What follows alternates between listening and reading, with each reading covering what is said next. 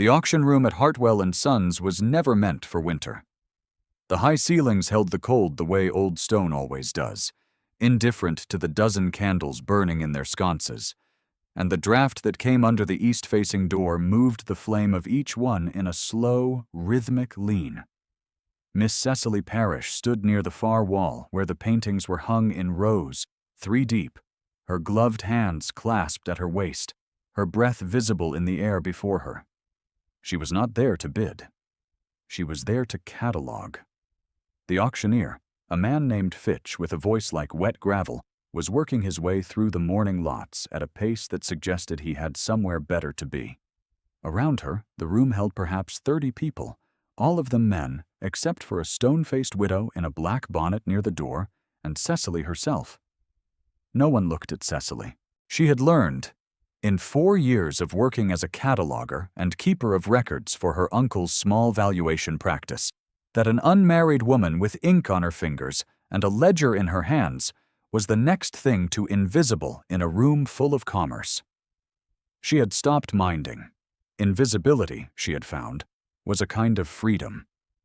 The lot she had been hired to assess was number 47, an oil painting, Dutch school, mid-17th century, attributed to a minor student of the Harlem tradition, depicting a harbor scene in shades of ochre and gray.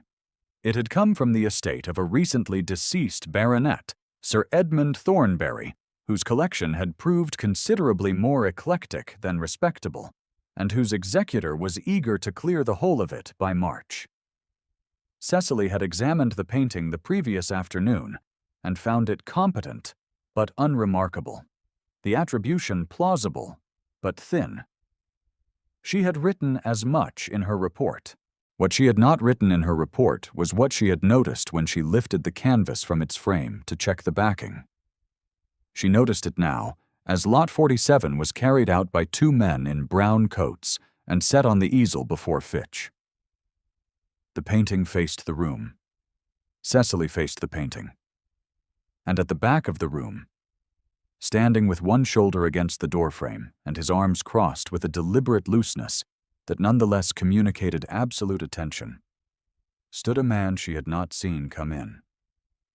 He was tall, dark-coated, broad through the shoulders, his neckcloth tied with the kind of careless precision that suggested a man who dressed well because others expected it, and not because he cared to. He was perhaps 35, though the set of his jaw gave him gravity past that. His eyes, even at this distance, were a cold and particular gray, and they were not on the painting. They were on Cecily. She looked away. She noted the time in her ledger. 20 minutes past 10. She did not note the way the cold in the room seemed to sharpen. Fitch cleared his throat. Lot 47. Oil on canvas, Dutch school, harbor scene. Provenance from the estate of the late Sir Edmund Thornbury, Barton Hall, Derbyshire. Opening bid at 30 guineas. The room stirred. Not much. Harbor scenes from minor Harlem students did not stir rooms much. 35, said a voice from the middle of the room.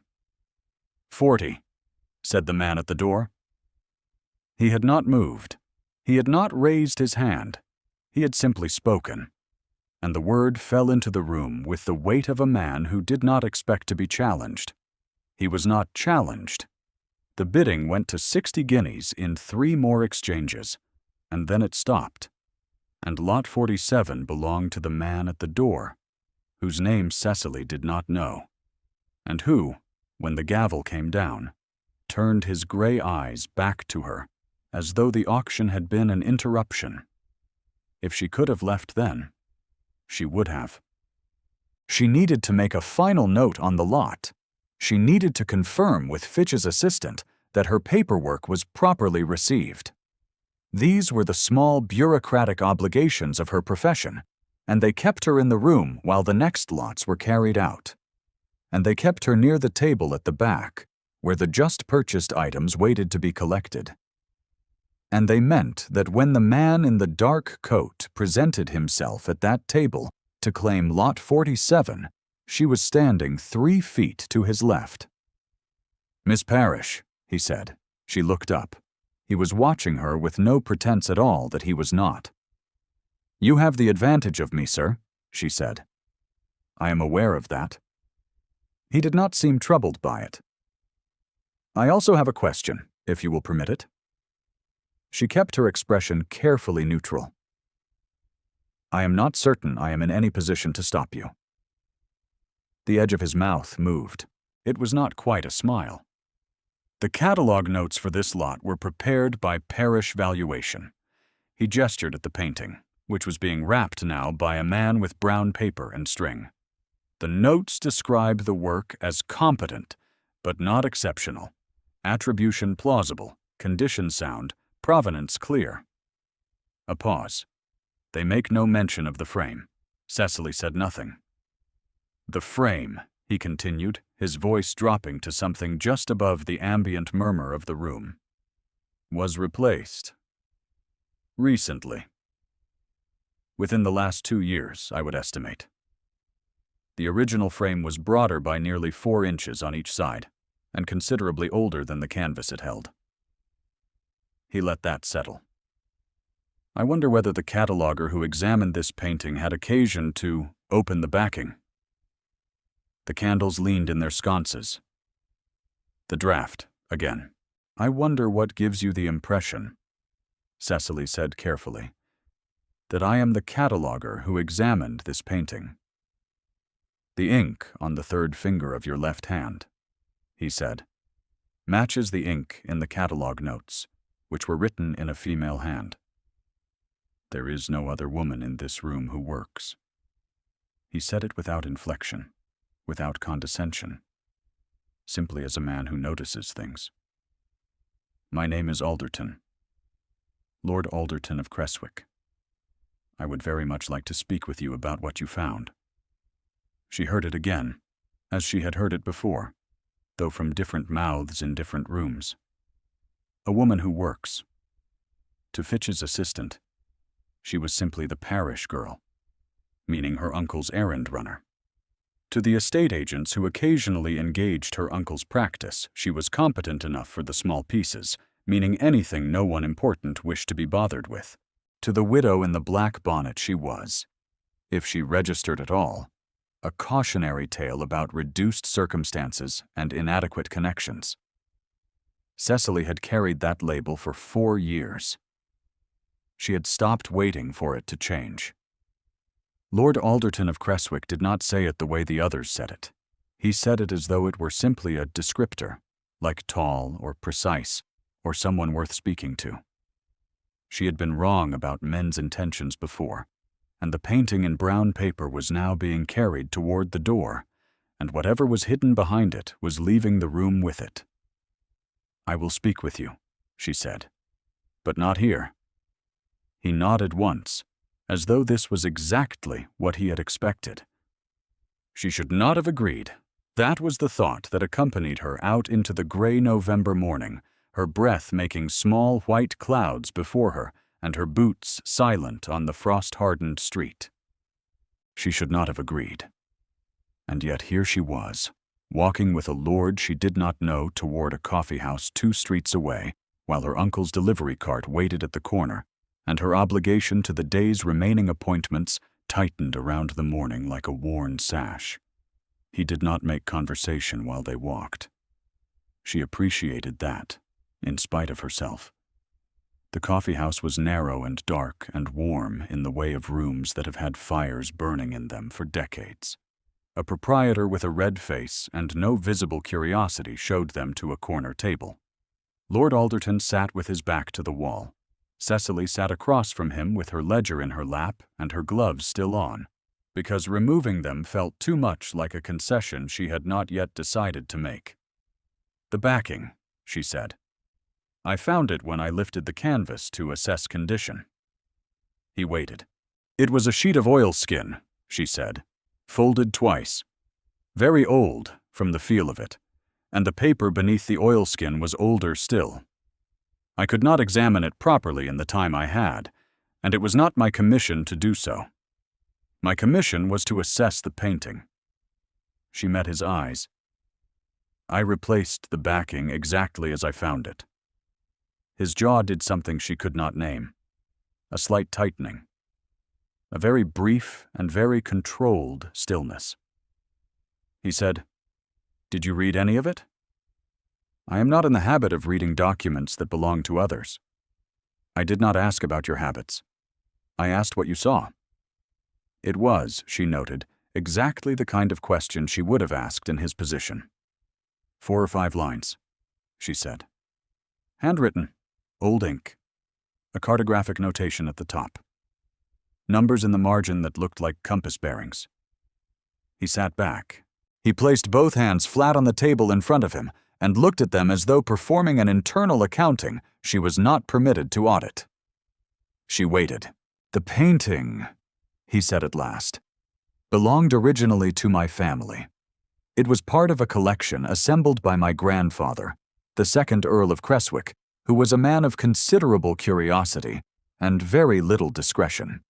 He said it without bitterness, only the particular weariness of a man who has been living with someone else's choices for a long time. He acquired it in 1793 from a Dutch merchant who had other things to sell as well. One of those other things was a document, a coastal chart, hand-drawn, marking a specific coastline on the eastern Irish Sea. A bay, a landing, a route inland. He paused. And the location of something buried. Cecily kept her expression still. "What was buried?" "Letters," he said. "My grandfather wrote them. Over the course of 30 years, he wrote letters to a woman he was not permitted to marry, and when they were both old, and she was dying, he sent the last of them to her by the hand of her son. Her son hid them. The chart was his explanation of where." Lord Alderton looked up from his hands. "My grandfather burned alive in this house 3 months later. He died believing the letters had been destroyed." The fire in the corner of the coffeehouse snapped. A log shifted. "My family has believed that for 30 years, he said. The chart and the painting were sold together when my grandmother liquidated the estate assets, because she did not know what the backing contained, and neither did anyone else. I have been looking for them since I was 22 years old. And the painting came to the auction through Sir Edmund Thornbury's estate. Sir Edmund acquired it from a dealer in Bath in 1809. The dealer acquired it from my grandmother's executor, who sold it in lot with 12 other canvases. He said each link in the chain with the flatness of a man who has traced it so many times it has worn smooth. The frame, as I noted, was replaced at some point. Whoever replaced it found the oilskin and moved it into the backing rather than remove it or disturb it. Perhaps they knew what it was. More likely they did not. Cecily set her ledger on the table. She thought about this, about the 30 years of a document folded twice inside a painting, moving through auction rooms and dealers' back catalogues, and one baronet's eclectic collection, the letters waiting in a bay somewhere under Irish sea wind, while the man who wrote them died, and his family went on not knowing. She thought about how many times the painting might have been sold, might have been cleaned, might have been relined, and the folded oilskin never noticed, because no one thought to look. "The painting is yours now," she said. "It is." He looked at her with the gray eyes that she was beginning to understand, did not look away when other men would have looked away. "But I am told by Fitch's man that the catalogue for this sale was prepared by Parish Valuation, and that the senior Mr. Parish has not been well this autumn." "My uncle has been unwell since August," she said. "I have been managing the practice. I suspected as much." He was quiet for a moment. The previous lot to be catalogued from the Thornbury estate, a mahogany writing table with hidden compartments, was reported in the notes to have hidden compartments. Whoever wrote those notes was someone who looks at furniture the way furniture does not expect to be looked at. He paused. "I believe that was also you." She said nothing. "Miss Parish." He folded his hands now, the same gesture of deliberate control she had seen at the auction table. I am going to open the backing of this painting this afternoon, and what I find will either confirm what I have been searching for or prove that I am mistaken. If the chart is there and it is legible, I intend to travel to the site it marks before the winter makes that coast impassable. I have perhaps 3 weeks. He held her gaze. I would like to engage your uncle's practice to assist me. The word assist covered a good deal of ground, she noted. It could mean a great deal of tedious transcription work on old documents. It could mean the kind of authentication work her uncle did occasionally for solicitors and estate agents when a provenance was in question. It could mean none of those things. For what purpose? She said. The letters are private family documents, he said. My grandfather's letters, and, I believe, the responses she sent him, which her son preserved with the chart. They have legal significance, as it happens. They predate a codicil to my grandfather's will that was used to redirect a portion of the entail after his death. If the letters say what I believe they say, the codicil was fraudulent. He said it without heat. My cousin has been drawing income from that redirected portion since 1820. He is not aware that I know any of this. Cecily absorbed this. She thought about her uncle, who was not well and who would not be well by spring, and who had said nothing directly to her about the future of the practice, but whose silence on the subject was itself a form of speech she was learning to interpret. She thought about the 3 weeks before winter made an eastern Irish seacoast impassable. She thought about a painted harbor scene, ochre and gray, with a secret folded twice inside it. What is the anticipated scope of the engagement? She said. The edge of his mouth moved again, that same almost not a smile. I intend to find the letters. I intend to have them authenticated. I intend to present them to a solicitor and correct a fraud that has been operating for 15 years. He met her eyes. And I intend to do all of this without alerting my cousin, which means I cannot use the solicitor who has historically served my family, and I cannot use my usual staff at Creswick, and I cannot travel to that coast in my own carriage without the sort of attention that would reach my cousin's ears within the week. Cecily looked at her ledger. She looked at the window, through which the November street was doing its unremarkable business. She looked at Lord Alderton of Creswick, who was watching her with an expression she had not seen on a man's face in some time, the expression of someone who genuinely wanted to know what she would say. I should speak with my uncle, she said. Of course. He rose when she moved to gather her things. That, too, she noted. He did not wait to be reminded of the courtesy. May I call on parish valuation tomorrow morning? At 10, she said. My uncle keeps late hours now. She walked back to the delivery cart. The driver, a young man named Will, who asked no questions and had the useful habit of appearing not to notice things, said nothing as she climbed in. The cart moved. The November street moved around it. Cecily held her ledger in her lap and thought about compass bearings and a bay on the Irish Sea and a set of gray eyes that had looked at her as though she were precisely the person the morning required. She did not let herself think about what that felt like. She had been wrong before. She had not been wrong about the writing table with the hidden compartments, though. She was seldom wrong about what she saw when she bothered to look. Her uncle received the news of Lord Alderton's commission with the particular attentiveness of a man who has been lying in a chair wrapped in blankets for 3 months and has begun to want something to think about. Henry Parish was 61 and thin as November, with fingers that had begun to tremble slightly when the cold came in, and a mind that was still entirely intact and knew it. He asked 3 questions. He listened to Cecily's answers. He said, "Take it," with the finality of a man who had assessed the whole of the situation and found only one reasonable conclusion. "You do not think it inappropriate," Cecily said, because someone had to say it. "I think it is a commission," her uncle said. from a peer with a legitimate legal concern and a document that needs authentication. You have authenticated documents before.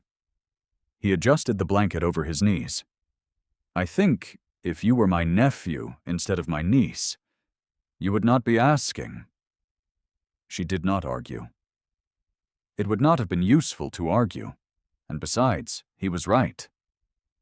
Lord Alderton came at 10 the following morning and spoke with her uncle for 40 minutes, during which Cecily waited in the front room with the cold coming through the window and the sound of his voice reaching her as a low, level register she could not quite resolve into words. When he came out, he looked at her with that same quality of attention, undefended and direct, and said, "Your uncle is a sensible man." "He is," she agreed. "He has agreed to the terms and asked me to confirm with you that you are willing." A pause. "He said to tell you that you are allowed to say no."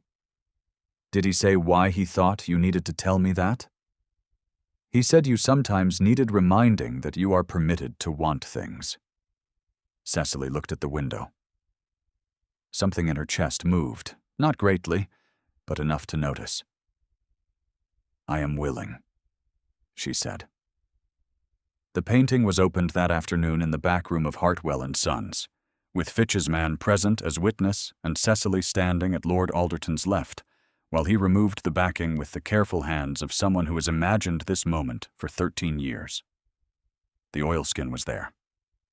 It was folded twice, exactly as she had left it. He unfolded it with a stillness she found difficult to look at directly, the way one finds it difficult to look directly at a face too open to its own hope. The chart was there. Hand-drawn compass bearings in a neat old hand along the margins, a coastline rendered with the confident strokes of someone who had walked it. A bay, a promontory. A notation in a different ink, added later, named the location in 3 words. Beneath the stone, east face. He was very still for a long moment. "Come with me," he said. He was not talking to Fitch's man. It was not an invitation, precisely. It was the kind of sentence that a man like him produced when he meant something else entirely, and was not yet certain he was permitted to mean it. Cecily thought about this. If she could search her heart as cleanly as she could search a painting's backing, she would have found the answer already formed. She had found it that first morning in the coffee house, when he had said a woman who works without the weight other people put on those words, and she had felt something shift under her like ground that had been frozen and was warming at last. She did not say this. She said, "I will need 3 days to arrange for my uncle's care, while I am away." He looked at her. "Take 4, he said. They traveled north through the last week of November, which in England is a gray and unforgiving proposition, in a hired carriage, with no distinguishing marks. With Cecily's small trunk, and Lord Alderton's larger one tied to the back, and the chart folded now, in a leather case under his arm. He had told no one where they were going, except her uncle, and a solicitor in Lincoln's Inn Fields named Crow, who was old and entirely trustworthy, and had been waiting for just this sort of news since he was a junior clerk. Cecily had expected the journey to be awkward. It was not. He asked her on the second morning about the practice. She asked him on the second afternoon about the second Earl of Creswick. He asked her on the evening when they stopped at a posting inn in Cheshire, and the fire in the private parlor was the only warm thing in 50 miles, whether she had always been able to see what was behind things, or whether it was a skill she had developed. She thought about the question. She was not accustomed to being asked questions that required actual thought. "I was 15 when my father died," she said. "He left debts. My mother and I spent 2 years sorting through his papers, trying to understand what was owed and what was not, what was his and what had already been promised. Every document had something behind it. Every asset had a story it did not say outright." She looked at the fire. I suppose I learned that things are seldom only what they appear to be. He was watching the fire, too. She could feel the quality of his attention, the way one feels a particular quality of light. My grandfather's portrait hangs in the East Gallery at Creswick, he said, with a woman's face painted out beside him. The second portrait. It was done after he died, by my grandmother's order. I have been looking at that blotted space since I was a child. He paused. I wanted to know who she was. And the letters will tell you. The letters will tell me. A longer pause. And they will tell me whether the codicil was fraudulent, which will settle a matter that has been sitting wrong in me since I inherited and discovered it. He turned his head, and she was looking at him when he did, and neither of them looked away.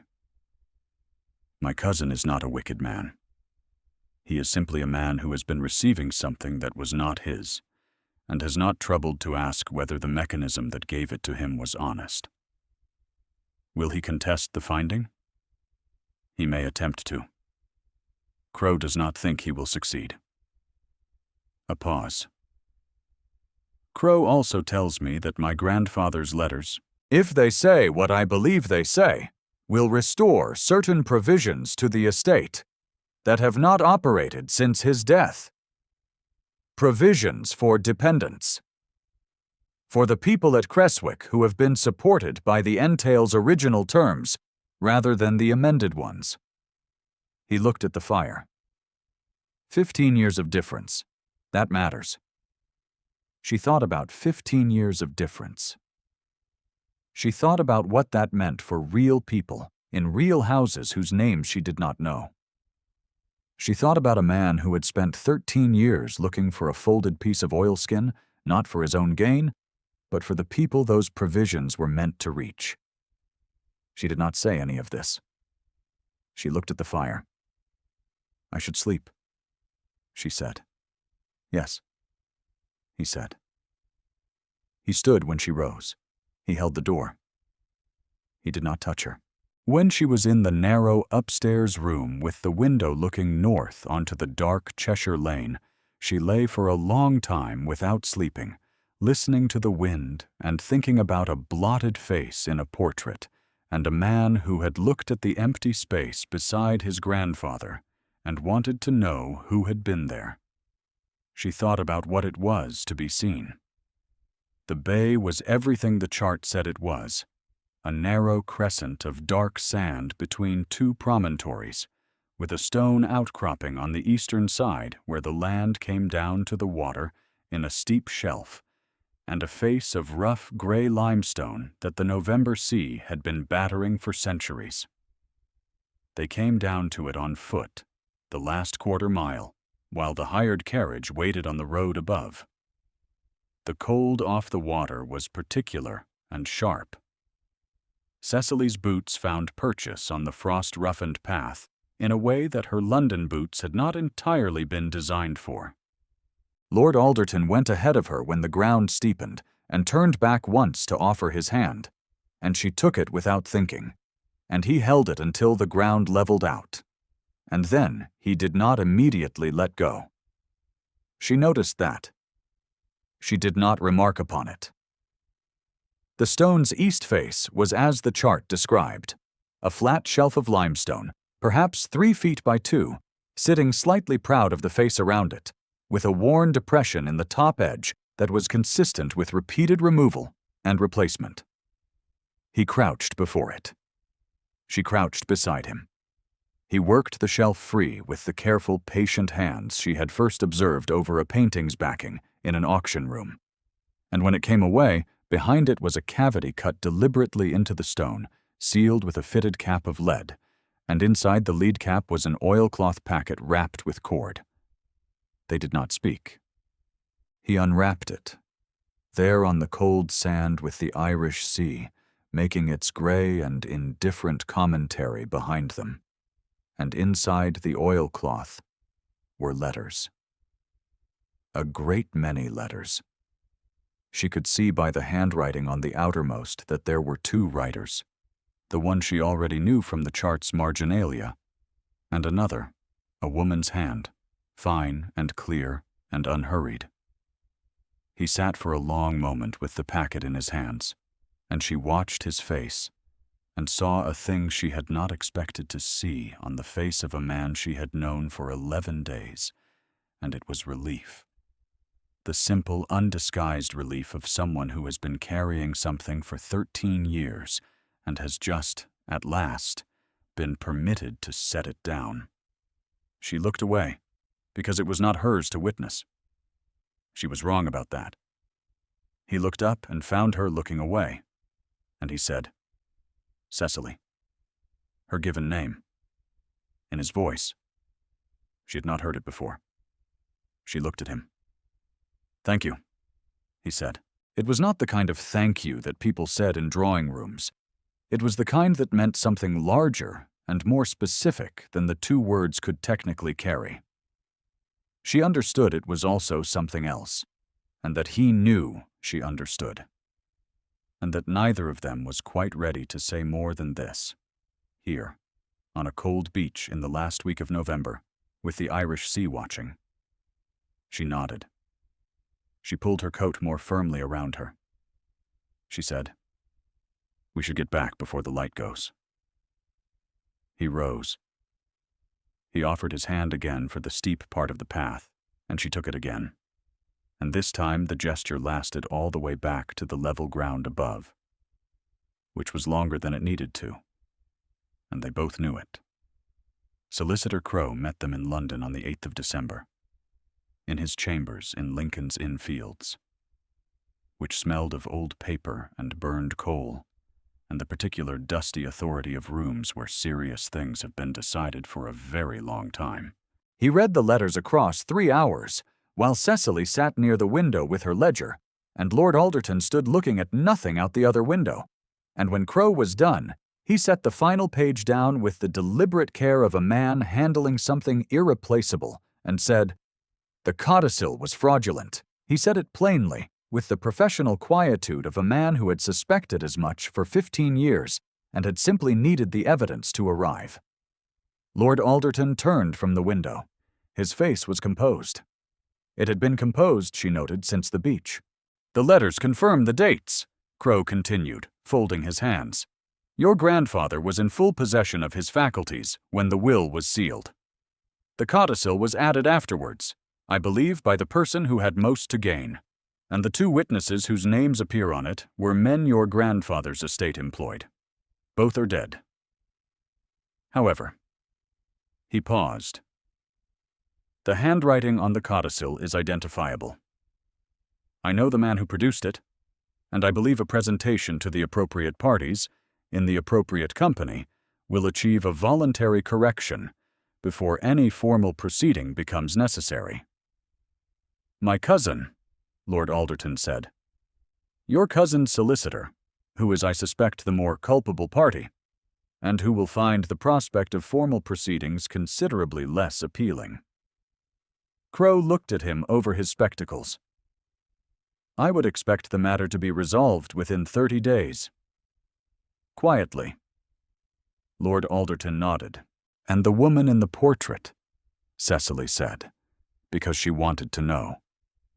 Crowe looked at her with the mild curiosity of a man who has been around long enough to find all varieties of human interest sensible. "A Mrs. Catherine Allen," he said. "A widow of the Westmoreland alleys. Modest fortune. No title. Your grandfather loved her from approximately 1801 until his death. She him." He set his spectacles down. "The letters are quite unambiguous on this point." Lord Alderton looked at the window. Something in the line of his shoulders, which had been held carefully throughout 3 hours of reading, settled. Cecily thought about 30 years of letters folded inside a painting, and 2 people who had loved each other without the architecture of rank, permitting them to say so where anyone who mattered could hear, and a chart hidden in a stone on an Irish sea coast, and a face blotted out of a portrait. She thought about what it was to carry a thing for a long time and not be allowed to set it down. Crow excused himself to speak with a clerk. The room held the smell of old paper and coal smoke, and a silence that was, for a moment, entirely inhabited by two people and 30 years of someone else's grief. "He loved her," Lord Alderton said. "Yes," Cecily said. "And it cost her the portrait, and him the codicil." He turned from the window. He looked at her with the gray eyes that had not once, she realized, looked at her as anything other than the exact person she was. "It should not cost people so much." "No," she said. "It should not." He crossed the room. There was nothing dramatic about it. It was 3 steps on an old floor, and then he was standing before her, and she was looking up at him, and the fire in Crow's grate was the only sound. "I intend to ask your uncle something," he said. "Before Christmas, if he is well enough to receive me. I wanted you to know." She held very still. Her hands were in her lap, and the ledger was closed, and she was suddenly aware of exactly where he was in the room, the way she had been aware of it in that first auction room, as a quantity of space and warmth and attention that her body registered before her mind caught up. "My uncle," she said, "will have opinions." "I expect so." The edge of his mouth. That almost not a smile. "I intend to ask him anyway." She looked at him. She thought about a man who had spent 13 years looking for something that other people had decided was lost. She thought about what it meant that he had found it, and what it meant that she had been the one standing in the right place with the right habits of looking. She thought about being permitted to want things. "I will tell him," she said carefully, "that the commission was conducted to my entire satisfaction." Something in his face opened, just for a moment, before he recovered the composure. She had expected that she would not see it.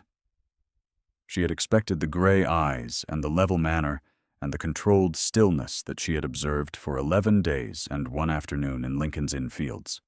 She had not expected the thing underneath. She did not look away from it. "Cecily," he said. "Yes," she said. Not to anything he had asked, to the thing that neither of them had said, which was nevertheless in the room with them, taking up the same space as the old paper smell and the coal smoke and the firelight. He took her hand. He held it.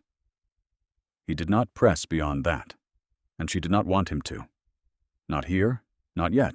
The holding was its own thing, particular and chosen, and she felt the warmth of it move up through the cold of her glove, and into her wrist, and into the place behind her sternum where she had kept, for 4 years, the belief that no one whose opinion mattered would choose to look. They stood like that for the small number of minutes before Crow's footsteps returned in the outer hall. He set her hand down when the door opened. She opened her ledger.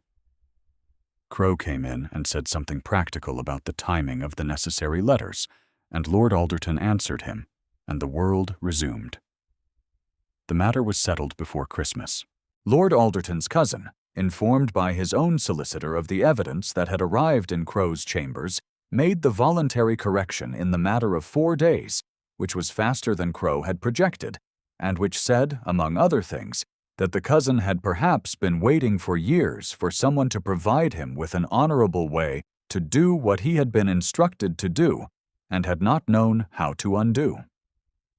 Whether that was true, Cecily could not say. She had not met him. She was told he was a quiet man who collected butterflies and was kind to his wife. The provisions of the original entail were restored. The people at Creswick who had waited 15 years received what they were owed. These things happened in legal offices in London with ink and sealing wax and the quiet procedural machinery of a system that moved slowly, but, in the end, moved. Henry Parish received Lord Alderton on the 14th of December, which was the day he was well enough to sit in the chair rather than the bed, and which was, therefore, as he told Cecily afterwards, with the dry precision that had always been his form of affection, as good a day as any to receive a man who had come with a question. He gave his answer without requiring her to be in the room, which she had not expected, and which told her something about her uncle, and something about Lord Alderton, and something about the quality of a question asked honestly, by someone who genuinely wants to hear the answer. She was in the front room when Lord Alderton came out. She had been attempting to write up the notes on a blue and white porcelain lot that was due by Thursday, and had not written a single line. He looked at her from the doorway. The gray eyes and the quiet and the familiar controlled stillness. "Your uncle says you are allowed to say yes," he said. She set down her pen. She looked at him. She thought about the bay and the cold sand, and the 30 years folded in oilskin, and the portrait with the blotted face, and the fire in the posting house in Cheshire, and the moment he had said her name on the beach. "Yes," she said. He came across the room.